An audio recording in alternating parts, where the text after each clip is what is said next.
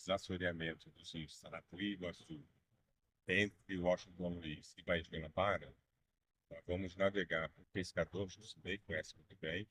O entorno desses rios, nesse trecho, não tem habitações, é reduto, principalmente daqui, e além de mostrar a importância que é por onde saem as águas, que quando estão represadas, acabam alagando o rio acima. Então, esse é o principal intuito dessa intervenção. Tem o intuito de mostrar que os pescadores, nesses últimos 10 anos, com esse rio nunca assoreado, eles ficaram inviabilizados de fazer, exercer a profissão deles. Tá? Ainda tem a questão de gramática, mas aí E os acadêmicos, a sociedade civil, o terceiro setor, para discutir o Baía de Guanabara, precisa conhecer a realidade de perto. E essa realidade é uma realidade que muda com o passar dos anos, e não necessariamente para melhor, infelizmente. Então, para a gente resolver, Rogério, a questão da Baía de Guanabara, melhorar a qualidade ambiental, a qualidade de vida para as pessoas, que é isso que a gente está falando em última instância, qualidade de vida para as pessoas ficam menos doentes, doenças de circulação hídrica, faltando menos ao trabalho, dinamizando a economia. A gente precisa entender que a questão do oeste da Baía de Guanabara, especificamente das bacias do Rio Iguaçu e Sarapuí, é uma questão muito essencial para ser resolvida, para ser melhorada com urgência. Sem dúvida, das porções todas dessa baía de 380 km², a mais grave é aqui, onde desembocam vários rios belíssimos, com histórias maravilhosas, mas que sofrem, nas últimas 5 décadas, com um processo de degradação muito significativo. Então, está aqui para conhecer a realidade, vai tentar construir com a sociedade, com a academia, com os órgãos de governo, uma solução. Porque não dá mais para a gente ficar debatendo desconectado da realidade. Conhecer para a gente tentar avançar com programas que estão muito devagar, precisam ser acelerados, precisam ser olhados com muita lupa, com muito critério pela sociedade, para que as coisas possam caminhar de maneira correta. Rogério, a gente tem assim um bom conhecimento assim do nosso território aqui da moradia pesqueira, que eu vivo na comunidade pesqueira e vivo na comunidade também civil, entendeu? Então eu vejo as duas coisas se encaixam numa só. Como a gente sabe que acontece aqui fora com os tempos de chuva que nós temos aqui fora, as enchentes, nós também conhecemos também a saída também do rio para a Baía de Guanabara, que está, infelizmente, né, durante tantos anos, a gente vê que nunca foi, 30 e poucos anos, não foi feito nenhum tipo de desassoreamento. Então a gente está vendo aqui que esse momento que nós estamos fazendo aqui de fazer essa visão é trazer o conhecimento de vocês e da comunidade, das autoridades públicas, para ver a situação dos problemas das enchentes e trazer um pouco também, né, de dignidade para os trabalhadores que vivem dos pescados aqui nessa nossa microbacia em Duque de Caxias. Desde o trabalho feito, né, 2009, 2010, com o início do Projeto Iguaçu, primeira fase, que a gente tenta ir nesse local que a gente vai hoje. A gente está hoje numa expedição, uma missão especial para a gente conhecer o Rio Iguaçu. Esse aqui é o Rio Iguaçu. A gente está aqui na margem aqui da ponte aqui da Reduc, né? A Reduc está aqui do meu lado direito, do outro lado aqui é a área de marinha. E a gente vai buscar justamente junto as pessoas experientes que estão aqui, esses especialistas, o Gilcinei, que é o presidente da colônia de pesca daqui do Duque de Caxias, as informações justamente que a gente precisa para saber exatamente aonde focar. A questão do assoreamento da foz do rio Iguaçu já é uma coisa de longa data. E na primeira fase, há 15 anos praticamente, na primeira fase do Projeto Iguaçu, a gente não conseguiu fazer uma visita técnica de barco nesses locais para poder ver como está a situação. Até que Gilcinei, agora, né, nessa retomada do Projeto Iguaçu, novo PAC, a gente participou de uma reunião com o Gilcinei, que passou a realidade para a gente, e a gente foi aí arquitetando, articulando, até conseguir montar essa saída. Eu agradeço muito que a gente tem aqui um professor da COP, que é o professor Zé Paulo, que também é do Comitê de Bacia. Positivo, professor? O professor é muito experiente, né? É graduado na área. A gente tem aqui Emanuel Alencar, que é um cara que todo mundo que conhece questão de meio ambiente na Baía de Guanabara, no Rio de Janeiro, conhece o Emanuel Alencar. É um cara que entende pacas, e a gente ainda tem uma outra ambientalista que está com a gente aqui também, ela vai falar daqui a pouquinho. Então a gente montou um timaço, é uma seleção aqui para ganhar a Copa de 2026, literalmente. né? Então a gente quer ver essa realidade para a gente ter argumento para dentro do trabalho do controle social do Projeto Iguaçu, a gente poder estar interferindo, que é aquilo que eu sempre falo, né?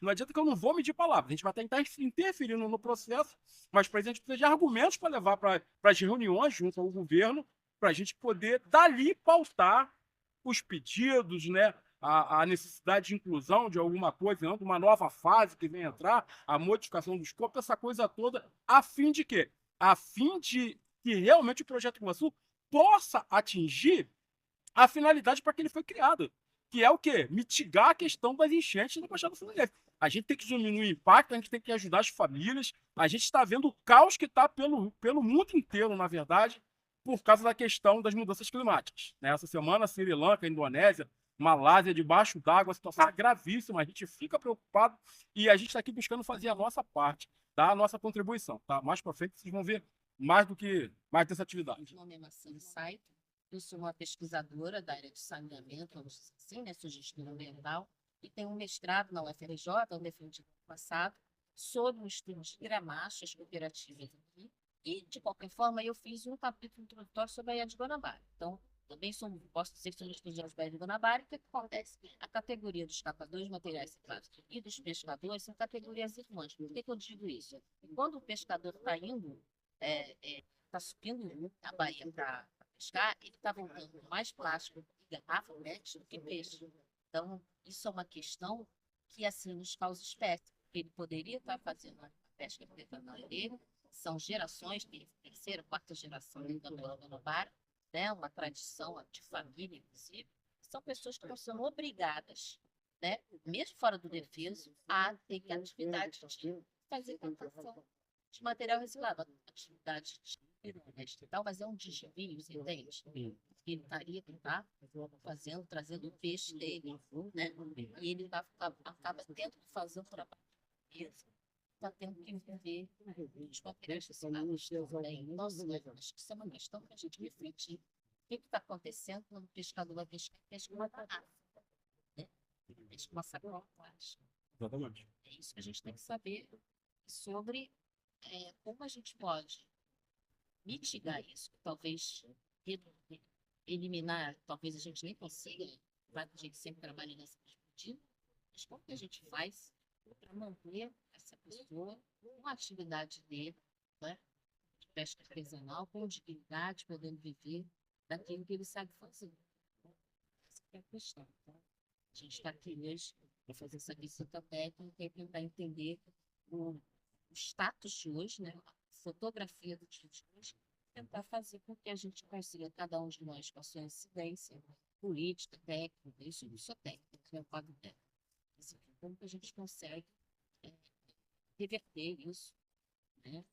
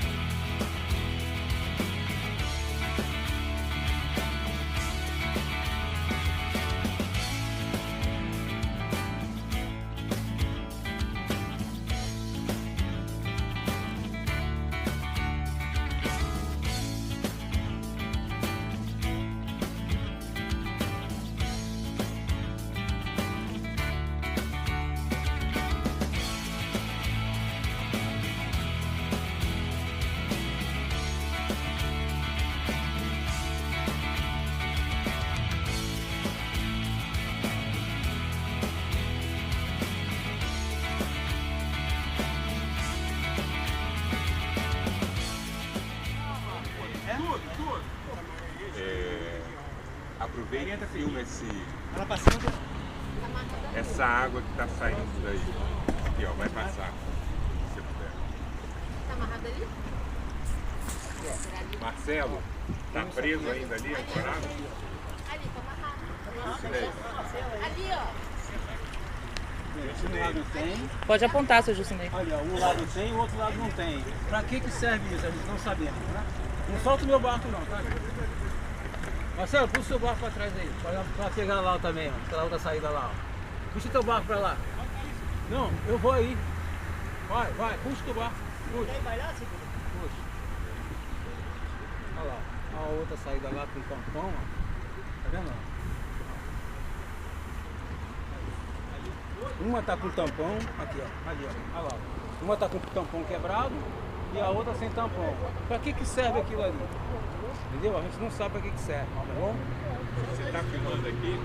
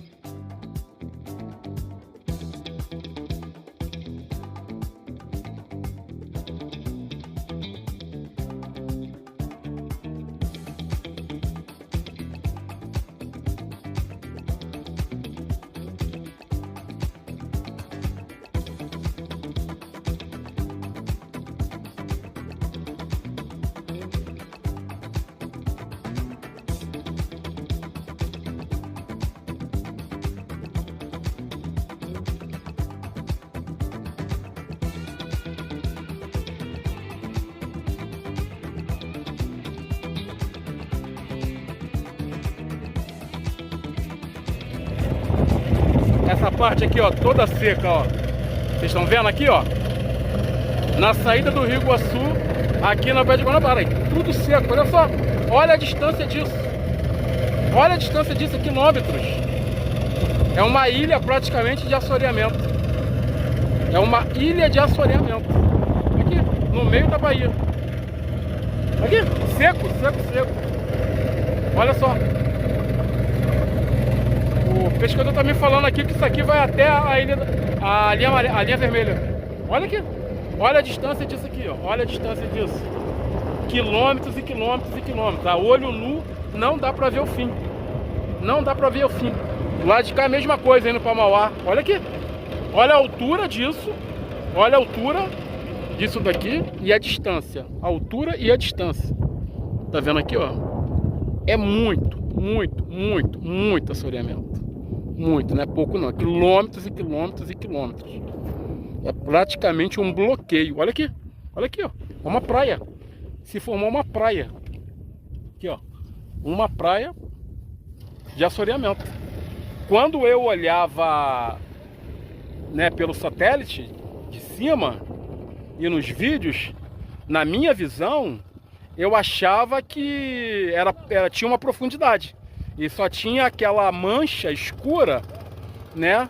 Mas isso não estava assim sobressaindo, vamos botar como está aqui, né? No meu entendimento, era água rasa e não isso daqui. Olha aqui, vocês estão vendo aqui pertinho da gente aqui, pertinho da gente. Olha lá, ó. Vamos chegar mais perto dele lá? Vamos.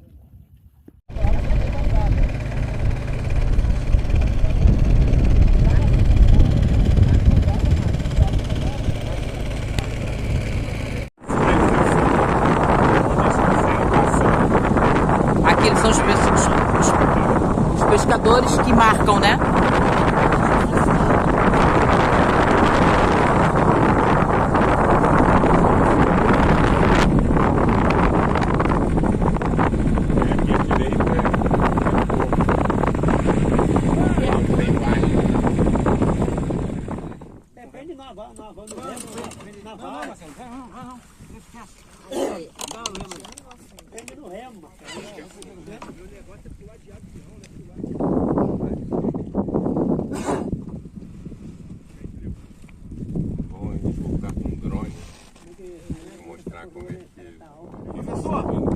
O senhor tinha noção disso daqui? Porque eu, quando eu olhava via satélite, né, eu via uma mancha. Mas na minha visão, era uma mancha de profundidade. Eu achava que só por causa da profundidade, mas estava debaixo d'água. Não sei Aprendi com os pescadores aqui. Vai pra ele. Pode falar, professor. Não, essa visão assim apocalíptica a gente já conhecia com o seu Justinei, né? E mesmo dentro da ideia do Projeto Iguaçu, a gente está muito focado em controle de inundações. Mas por sorte, desassorear esse trecho final do Rio Iguaçu e do Sarapuí ajuda os pescadores a terem condições de chegar à Baía de Guanabara, né? Boa parte do tempo eles não conseguem. E aí ficam só aqui com essa reservatório todo poluído. Né? Quanto tempo levou para se formar esse tipo? Aí o pescador não ensinou ainda. Isso aqui vem formando aí desde 1965 em diante para cá. Isso aqui tudo era água. Tudo aqui era água. A gente ia e voltava, todos os pescadores aqui. A gente não tinha horário para ir e voltar. Aquele mangue lá, né? A gente passava de motor ligado, a traineira, passava de motor ligado ali. Traineira. As traineiras. Beirando aqui o mangue, a gente passava com a traineira. Mas tinha traineira. A gente tinha a traineira. Aqui o pessoal vinha da Kelso para arrastar camarão aqui. Pegar camarão pra caramba aqui, Aqui, ó. Chegava, era tonelada de camarão lá na Kelso. Eu ia para lá também, pegava, porque a vida era pequena, ainda comprava deles para vender também. Entendeu? Isso foi em 1980 e pouquinho. Esse desassoreamento ele não vai resolver tudo, mas eu acho que é uma esperança. A gente não quer que resolva, né? Aqui a ideia é que A acaba isso nossa aqui, né? pescaria não. Nós queremos que resolva o problema da enchente lá fora, da inundação lá fora. Porque essa água tem que estar parada, entendeu? Ali na frente ninguém sai não. Tá? Aonde? Aonde? Aonde? Lá, essa água que vocês estão vendo que está descendo aqui, ela não está descendo, ela só fica ali porque ela fica circulando. Chega lá em cima, lá na saída, mais ou menos aqui, mais ou menos, uns 500 metros. Esses Tô vendo barcos outro não passam. barco lá na frente, lá. Ele não passa. Ele só vai mais ou menos até lá. Depois não passa. Passa Ele não passa, ele tá esperando a maré. Ó, Ele sabe que a maré vai encher essa hora. Entendeu? Tu acha que tá vendo aí agora? Ó, o Jucinei acabou de mostrar pra gente o cenário aqui na foz dos rios Iguaçu e Sarapuri, de Caxias, muito difícil para o pescador, porque eles estão dizendo que as águas desses rios importantes aqui da Baixada não saem da Baía de Guanabara, não tem essa troca com o mar. E isso faz com que não só o cotidiano desse pescador seja difícil, porque ele não consegue se mover aqui, é praticamente impossível você sair aqui para a Baía de Guanabara, e também não tem vida mais, porque o peixe não entra, não vai procriar, né? Não vai entrar no estuário para fazer reprodução. Então, foi um rio já no passado muito rico de peixe, de caranguejo-sá, hoje tem muito pouca coisa, quase nada. E a gente sente cheiro da amônia mesmo, do gás sulfídrico, aquele cheiro de ovo podre. A gente só está suportando aqui porque está ventando bastante hoje, né, gente? Senão estaria muito pior. Não passando mal aqui. Ele passa mal mesmo, vai embora, então aqui é uma Baía de Guanabara que poucas pessoas sabem, poucas pessoas veem, né? Geralmente a gente vê muito da Zona Sul.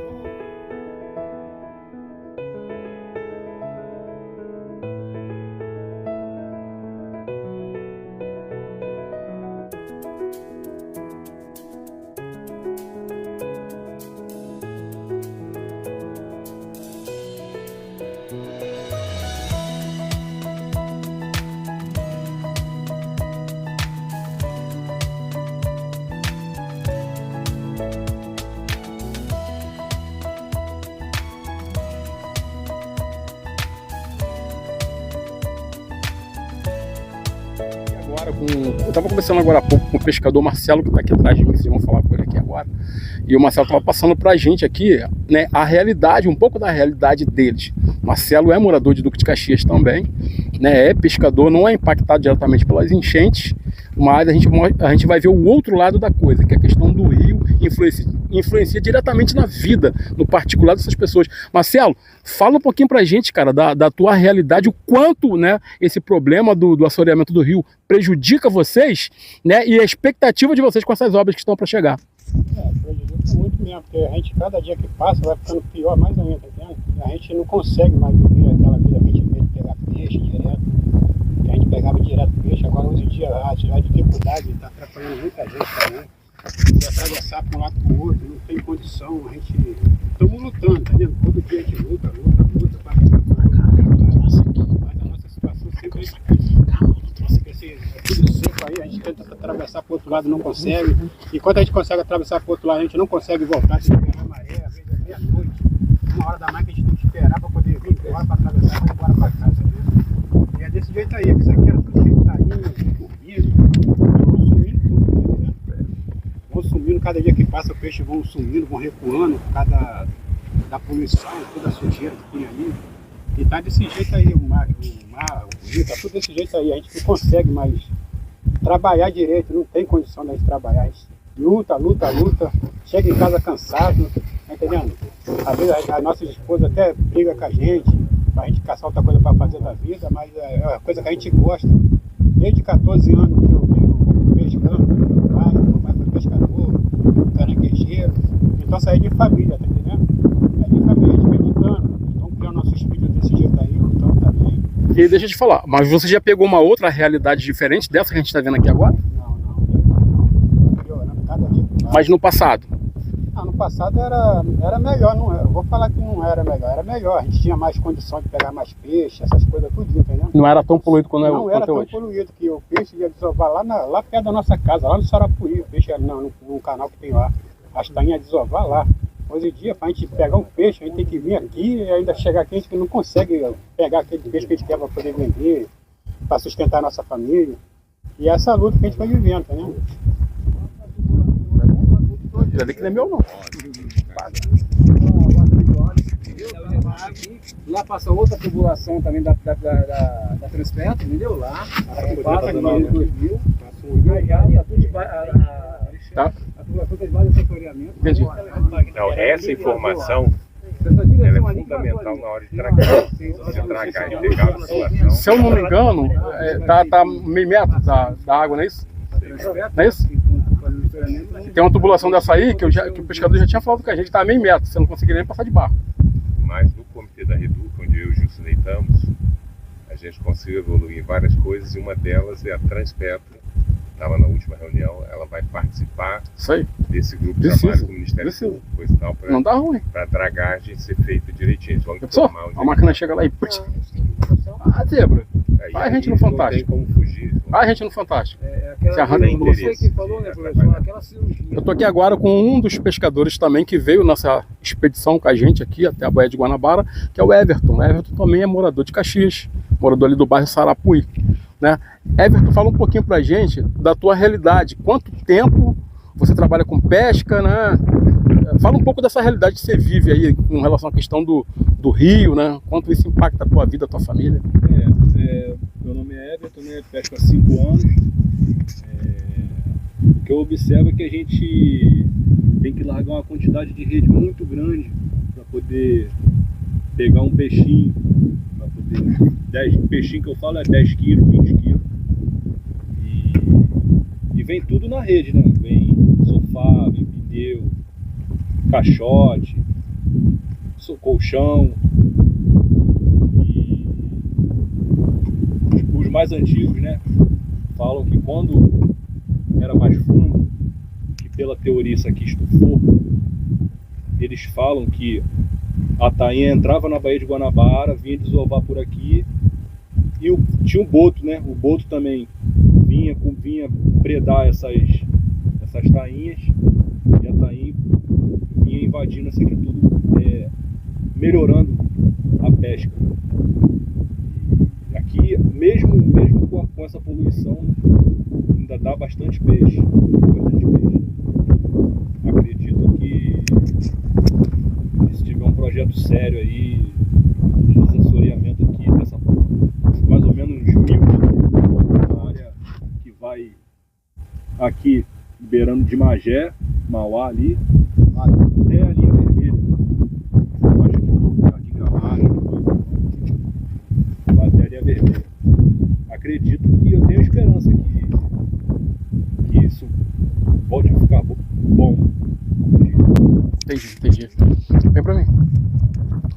Rogério, desliga só pra deixar. Se eu não me engano, ontem ou antes de ontem, eu fiz uma atualização lá no nosso blog, lá do Controle Social do Projeto Iguaçu, né? E a gente postou uma matéria lá, a gente fez um levantamento, né, com a ajuda da IA. Hoje a gente tem essa ótima ferramenta para poder trabalhar, e a gente fez um levantamento com a IA para relembrar, na verdade, todo o plano, né, o planejamento, o projeto executivo que está em torno do Projeto Iguaçu, que é uma coisa mais ampla que a gente chama de Plano Iguaçu. De repente muita gente não ouviu falar. Aí pode até pensar que está falando de uma coisa diferente, mas a gente não está falando de uma coisa diferente. A gente está falando de uma coisa só. Sendo que o Projeto Iguaçu, como um todo, o plano de ação, sabe que ele vai envolver vários outros programas, vários outros projetos, que aí vai envolver a questão do esgoto, vai envolver saneamento, vai envolver proteção de manancial, vai envolver água, vai envolver distribuição, governança da água, ocupação do solo e várias outras questões, a questão da criação da APA do Alto Iguaçu. Então a gente está com essa matéria já no ar, lá no blog do Controle Social do Projeto Iguaçu. Você pode pegar aqui no link dessa matéria, vai estar o link do blog lá, você clica e vai lá e você vai ter acesso a todo o material, desde lá do passado, lá da primeira fase. Mas essa matéria especificamente foi a melhor matéria que a gente montou até agora, que praticamente dá um apanhado geral, né, professor? Um apanhado geral de tudo aquilo que está ligado ao Projeto Iguaçu, e que a gente, é claro que a gente sabe que o governo federal sozinho, só mandando dinheiro também não vai resolver. A gente precisa meter a mão na massa, seja as 3 esferas de governo, né, federal, municipal, estadual e municipal, a sociedade civil também tem que abraçar a causa. Não adianta vir para cá trabalhar desanimado, não adianta vir para cá se você acha nunca vai dar certo, não vai acontecer, não vai adiantar. Então eu até aconselho você nem participar, mas tem que ser como o Gilcinei, a gente tem que, não adianta, a gente que é da Baixada, a gente tem que ser carne de pescoço. Se você não for carne de pescoço e agarrar a coisa com vontade e fazer a tua parte, a coisa não vai andar, que é o que eu tento fazer aqui, e eu acredito que outras pessoas como Gilcinei, como Adriano Naval lá em Jardim Pernambuco, lá em Comendador Soares, como o Alci lá em Danon, como o seu Enoque lá ligado à FEMAB em Belford Roxo, Emanuel no Rio de Janeiro, e tantas outras lideranças que lutam forte, né, tentando fazer um movimento social forte, mas empenhado em fazer a coisa andar. E a gente sabe que até em certos momentos, tinha até conversado com você, né, sobre isso, se a gente ficar envolvendo a questão da política, às vezes atrapalha, porque o projeto Iguaçu, professor, ele não é um projeto político, ele é um projeto técnico. Entendeu? Ele é um projeto técnico, um projeto executivo feito pela Baixada Fluminense. Um dos melhores projetos já feitos. Eu tô falando do projeto, não tô falando de governo que fez ou deixou de fazer. Eu tô falando de projeto. Eu estou voluntário dentro do Projeto Iguaçu, porque eu acredito no Projeto Iguaçu, eu acredito nos técnicos do Projeto Iguaçu. Só que a gente tem que fazer isso, né? Essa engrenagem enferrujada, a gente tem que fazer essa engrenagem ela se movimentar, ela desenferrujar, para a gente poder estar provocando algumas coisas, né? Então a gente vai, hoje aqui mesmo a gente vai gerar informação, argumentos, para a gente poder tá podendo pautar realmente, né, as nossas falas, né, dentro de uma coisa que seja plausível, mensurável, que tenha condições de realmente de botar isso em prática. Isso aqui é absurdo. Isso aqui é absurdo. Mas isso aqui não é culpa de um governo, isso aqui não é culpa de um movimento, isso aqui não é culpa nem sei dizer o que é isso aqui, porque isso aqui é uma coisa de muito longo tempo. Isso aqui é complicado, não é uma coisa fácil de se fazer, não, mas se a gente não acreditar, não vai adiantar. Tá, e eu até convoco, né, já começou a reunião em Duque de Caxias, vai começar dia 19 de dezembro agora, vai começar também as reuniões em Belford Roxo também, que há a previsão também de obras em Belford Roxo, e eu até espero que o movimento social que está desorganizado, está meio desarticulado, né, que o pessoal acredite, participe das reuniões, né, e vem dar a sua parte de contribuição aí. A gente tem que agarrar firme, senão adianta, senão a coisa não vai andar. Se a gente não acreditar, a coisa não vai andar. Tá legal, galera? São Paulo, é muita poluição aqui, né? É um cenário realmente que deixa a gente assustado de ver isso daqui. Vocês que estão, entre aspas, acostumados a ver isso aqui, né? Fala um pouquinho pra gente da experiência do senhor ao longo desses anos, né? Da experiência que o senhor tem vivido aqui, alguma coisa pra gente. Primeiro, falar seu nome, de onde o senhor é? Eu sou do Sarapuí, Paulo César. Quanto tempo, pescador? Ah, cara, aqui, pescando aqui nessa baía aqui mais de 40 anos. Entendeu? Aí eu pescava com meu pai, aí os colegas lá, que já faleceram, sabe, pessoas de idade, eu pescava aqui, mas aqui era bom de peixe pra caramba, era mais de 30 qualidades de peixe que a gente pescava aqui, cara. Robalo, papa-terra, pampo, pescada amarela, pescada lombo azul, tainha, corvina, piraúna, esse peixe tudo dava aqui. Entendeu? A gente pegava e era de meia barco, de encher barco de peixe. Aí depois, com uns tempos pra cá com essa poluição, aí foi acabando tudo. Eu acho que o que piorou mais aqui foi essa lixeira aí, cara. Que isso aqui, a lixeira lá prensou essa coroa aqui, prensou, aí o peso de lá prensou, ela subiu aqui. Que antigamente você ia naquele curral ali fora, era 5, 6 metros de fundura. Hoje tu vai lá naquele curral lá fora, aqueles últimos curral lá, não dá mais ou menos aqui no peito, entendeu? Aí o peixe só fica dali pra fora, aqui, entendeu? E o quanto isso afetou o seu dia a dia, a sua família, impactou vocês? Afetou muito, né, cara? Aí a pescaria foi ficando ruim, né? Aí foi ficando cada vez mais, assim, o cara sobreviver da pescaria, entendeu? A gente pesca, mas tem que fazer alguma outra coisa por fora, entendeu? Pra completar a renda. Isso, e vocês têm alguma expectativa, alguma esperança de que isso possa melhorar? A gente sempre tem, né, cara? Com os governantes aí, de repente, pode olhar pelos pescadores aí, caçar, despoluir, né, a Bahia aí, essa coroa aqui, que sempre a melhor, é uma das coroas que melhor de peixe, né, cara, aqui, era muito bom de peixe. Aí agora a gente pega um peixinho pingado, a gente pega uns 20 quilinhos de peixe, 30, antigamente já pegava 200, 300, 400 quilos de peixe. Mas se abrir esse canal e vocês tiveram Isso acesso aí. aos Se esse canal aqui, a gente tivesse um canal daqui lá fora, aí era, pô, a pescaria melhorava pra caramba, né, cara? A gente não tem canal, depende da maré. Mas a maré agora, se a gente quiser ir lá pra fora igual agora, até a água melhor chegar aqui, aí você tem que atravessar de canal abaixo e largar a rede lá fora. Aí como é que tu larga uma rede lá fora? Dá uma altura d'água ali, porra, um palmo d'água. Aí o cara não passa. Aí a gente, quando chega ali no final do canal, a gente amarra o barco ali, fica esperando a maré, igual tá enchendo agora. Aí quando vai vindo a água que dá pra gente atravessar, aí a gente vai mais pra fora pra largar a rede. Aí quando a maré tá grossa, aí até não tem... O importante dessa fase do Projeto Iguaçu, né, de prever esse desassoreamento aqui da foz do rio Iguaçu, né, que na verdade o rio Sarapuí, hoje ele é um braço, ele nem sempre foi, mas hoje ele é um braço, né, um afluente, vamos botar assim, do rio Iguaçu, e a foz dele, por que é importante estar fazendo essa parte aqui? Porque desde a primeira fase, lá em 2009, 2010, nós já cobrávamos isso, porque não adianta, você imagina, você constrói uma casa, você faz o esgoto, quando chega lá na rua, o esgoto não tem saída, vai para onde o esgoto da casa? Não tem, ele vai retornar, entendeu? Então é muito importante essa fase do projeto, tá avisando isso aqui, como o professor Canedo já tinha falado, e a gente queria vir até o local, né, para ver aqui em loco, aqui, realmente conhecer a realidade, para a gente poder entender a importância, a necessidade dessa fase estar acontecendo, que a gente vai estar monitorando, entendeu? Que é fazer o desassoreamento da foz do rio Iguaçu, porque não adianta Nova Iguaçu fazer o dever de casa, pode dragar o rio Botas todo, trocar todas as pontes do rio Botas, só vai mudar o problema de lugar. Ele vai transferir o problema de Nova Iguaçu para Belford Roxo, de Belford Roxo para Caxias e assim sucessivamente. Não adianta Caxias fazer o dever de casa e Belford Roxo não fazer. Não adianta Duque de Caxias, Belford Roxo, São João de Emeriti, Mesquita, Nilópolis, tem mais algum lugar que faltou?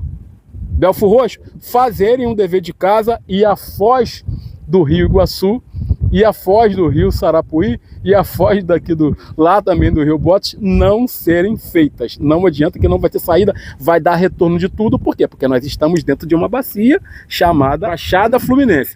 Então, quando a Baía de Guanabara ela sobe a maré, automaticamente ela joga para a Baixada Fluminense e dá estorno. Então, se fizer o dever de casa lá e não fizer aqui, nessa foz aqui, você que está vendo o vídeo, você que mora...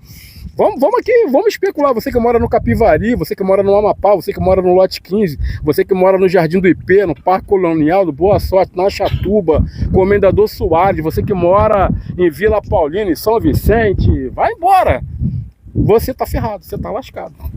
Vai encher para todo lado, então não adianta. Então tem que fazer. Isso aqui é fazer o dever de casa, uma coisa que é primordial, que era para ter feito lá atrás e que não foi feito, mas que agora a gente vai estar brigando por isso. Tá legal? A gente deu uma paradinha aqui, vocês viram que o rio Sarapuí é isso aí, né? A gente não estamos falando só do assoreamento, estamos falando do lixo também, entendeu? Que também impacta muito a pescaria lá fora, impacta muito também os manguezais está cheio de lixo, entendeu? E nós temos um ponto aqui crucial também de despejo de chorume, entendeu? Esse caminhozinho aqui que nós fizemos há alguns tempos aí com a PUC, né? Fizemos com a Rio Cruz, entendeu? O professor acompanha a gente também, entendeu? E ver que hoje, na época de chuva, os piscinão, eles estavam secos. Piscinão de chorume. Hoje já está pela metade. Daqui mais alguma chuva, ele vai encher mais. Só que eles estão todos furados. Infelizmente, daqui mais um mês que vocês vão vir aqui, eu tenho certeza que vocês vão vir, que eu vou mostrar para vocês, vocês vão ver aqui carreira de chorume descendo milhões e milhões de chorume para a Baía de Guanabara. Entendeu? Então, já tivemos aqui com o Ministério Público Federal, tivemos aqui com outras instituições, né? Entendeu? Estivemos aqui também agora com a COP também, alguns tempos aqui, vendo o chorume, né, dentro do mangue e tudo isso, entendeu? Aí a gente passa aí para alguns pesquisadores também, né, que para nos acompanhar também aí, né, dentro dos mangues, ver aonde está o lixo, os problemas que estão sendo causados dentro dos mangues, que não é só o lixo, né? Nós temos aqui despejo, né, de rejeito químico, né, que não deixa o caranguejo fêmea, né, produzir, né, os filhotes não conseguem sobreviver. Então, isso todo o mangue que sustentava para mais de 30 pescadores, hoje não sustenta mais ninguém. Isso aqui está abandonado, tá? Ninguém consegue catar caranguejo. E se nós falar que o nosso pescado é da Baía de Guanabara, em Duque de Caxias, dessa microbacia de Caxias, pode esquecer que você não vai vender nem caranguejo e nem peixe mais nesse estado nosso do Rio de Janeiro. Entendeu? Então, vocês estão vendo agora aí a multidão de lixo subindo. Lá para cima a gente ia pegar muito mais, mas a gente vai cortar o horário, o trecho e o horário para a gente ir embora, porque a lua está quente, tá? Obrigado e Deus abençoe a todos.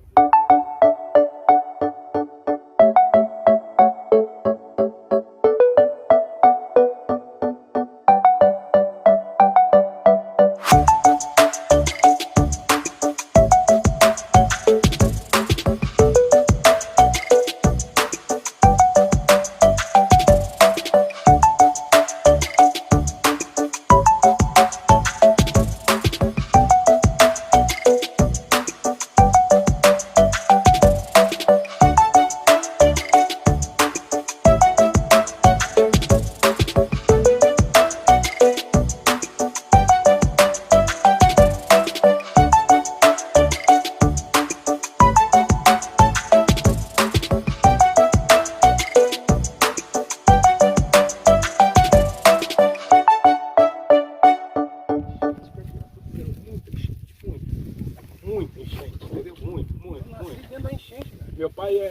Meu pai faleceu esse ano, né? Meu pai faleceu esse ano, foi diretor da Associação de Moradores, é do movimento social há muito tempo, ralou pra caramba. Eu estive nas diretas, no movimento das diretas na época com ele, comecei desde pequeno junto com ele me mostrando que eu não tinha que só me preocupar dentro de casa com a minha família, mas que eu tinha uma responsabilidade com a sociedade também, entendeu?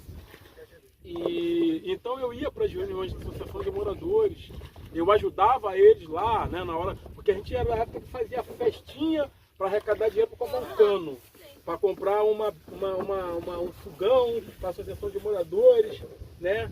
Eu era da época que a gente que pagava o lanche para fazer a campanha eleitoral, até a gente conseguir eleger, né, o presidente, né, na época lá, e a gente ralou muito para poder chegar onde a gente chegou. Né? E quando eu tive a oportunidade, por acaso, professor, a participar do Projeto Iguaçu, a situação foi a seguinte: minha mãe estava lá no salão paroquial, né, fazendo o trabalho dela, e tinham deixado uma caixa para entregar para o Padre Bruno, que era uma grande liderança que faleceu também, né? E a gente perdeu o Padre Bruno, e eu tenho articulado com o pessoal lá por causa disso, porque a gente perdeu um padre que era um articulador desde a década de 70 do movimento social, e a gente perdeu ele. Né? E minha mãe foi pegar essa caixa para levar para o Padre Bruno. Nisso que ela pega a caixa para levar, cai um papel de dentro dessa caixa no chão. Ela deixa a caixa lá, volta, pega o papel e olha, era um convite do INEA para participar de uma reunião. Isso em 2008, 2007, mais ou menos assim. E ela leva esse papel para casa e me dá. E eu estava meio sem norte. Sem direção. E quando eu leio aquele papel, o que é isso? Aí me prontifiquei, falei com a minha esposa na época, me prontifiquei. Aí nessa reunião que foi feita no colégio Várzea da Alegria, na Praça do Vône, Belfo Roxo. E eu, chegando lá, encontrei várias lideranças, presidentes da Associação de Moradores e tudo mais.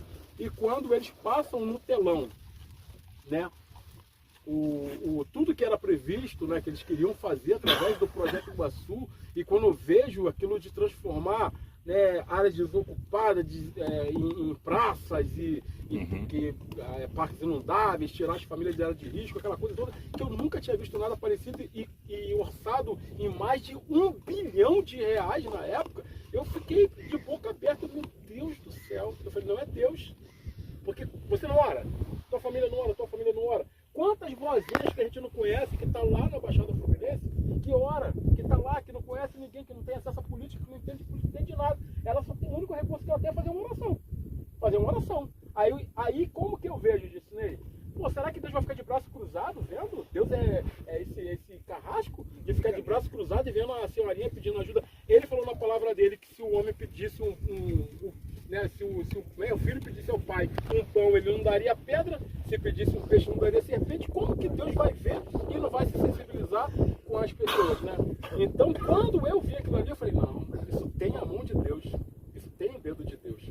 E eu acreditei no Projeto Iguaçu, e é isso que eu estou fazendo, exatamente, é isso que eu estou fazendo desde então. Entendeu? Então, ter chegado aqui, nesse momento aqui, é muitos anos, é muitas décadas que se passaram, foram muitas enchentes, muito sofrimento, que a gente já passou, já trabalhei de voluntário várias vezes para ajudar as pessoas, sempre estou dentro da água quando tem enchente.